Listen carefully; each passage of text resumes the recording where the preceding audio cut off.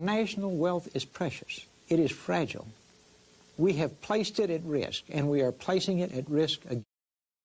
Remember Lincoln's words, you cannot keep out of trouble by spending more than you earn. Never forget, everybody west of the Mississippi, income taxes go just to pay interest on the debt, and that line is moving east every year. We've got to change that. The new administration is adding to the amount that's financed short-term to create the mirage of a lower deficit, but putting our nation at risk when interest rates go back up. You don't finance long-term projects with short-term debt. You personally would not assume a debt you could not repay. That's what we're doing right. In this environment, we must have a growing, expanding economy that gives us a growing, expanding job base so that we can have a growing, expanding tax base. People who don't have jobs can't pay taxes. Instead, they draw welfare funded by the taxes of the people who still have jobs. The best paid workers in the United States are in manufacturing. During the 1980s, we lost 2 million manufacturing jobs to Asia alone, and the people who lost their jobs were making $440 a week. If those people have a job today, they're now making about $270 a week. This type of gross mismanagement of our country caused 4 out of 5 families in our country during the 1980s to reduce their standard of living.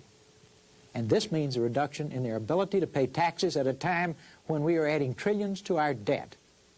Washington may not get it, but I'm sure you do. 600,000 manufacturing jobs have already gone to Mexico from the United States. Throughout our country, many manufacturing plants have been closed as a result of this exodus.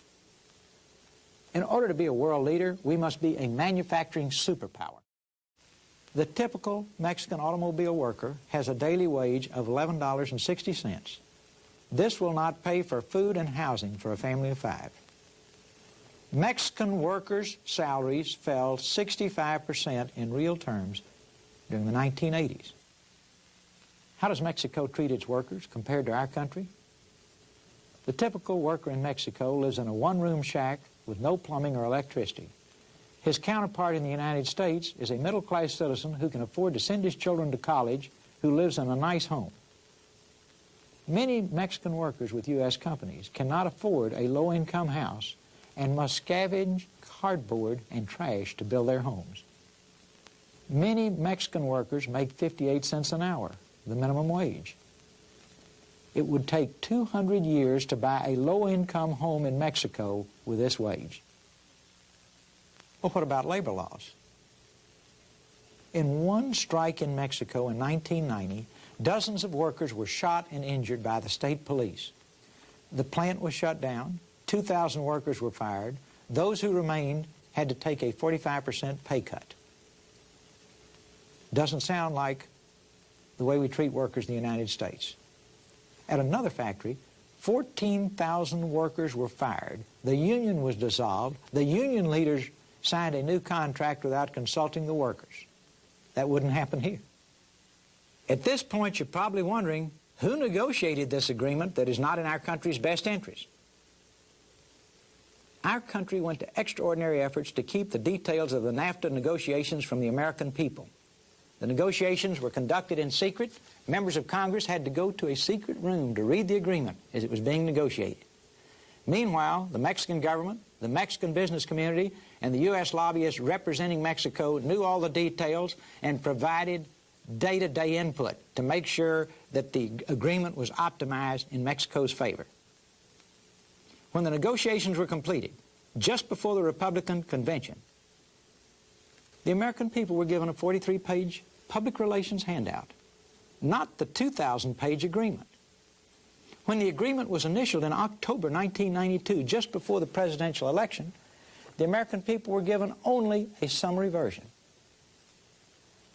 The American people were given no additional information when the agreement was signed in late 1992. The complete agreement, and here it is, was not released to the American people until January 20th, 1993. It's now available to you at a cost of $41 a copy. As you look at it, it looks like Webster's Dictionary, so not too many people have read it. but it will determine the fates of millions of working Americans. In summary, our government was not creating a new atomic bomb. The American people had every right to know about this agreement, but we were completely excluded from the details of the negotiation, while the special interests creating this agreement, favoring Mexico, had absolute full access. We have a history of one-sided trade agreements where our country and our people are placed at a distinct disadvantage. Entire industries have been wiped out and shipped overseas as a byproduct of these agreements. Companies, cities, and regions of our country have been severely damaged. At this critical time, our wage and tax bases are deteriorating because of the poorly conceived trade agreements already executed and an adversarial relationship between government and business in our country. Our successful competitors have an intelligent, supportive relationship between government and business. Their trade agreements are shrewdly calculated to benefit their country and their people. Ours are not. Once again, we've been out-traded and out-negotiated by a foreign country with a great deal of help from former U.S. government officials who are now working as foreign lobbyists.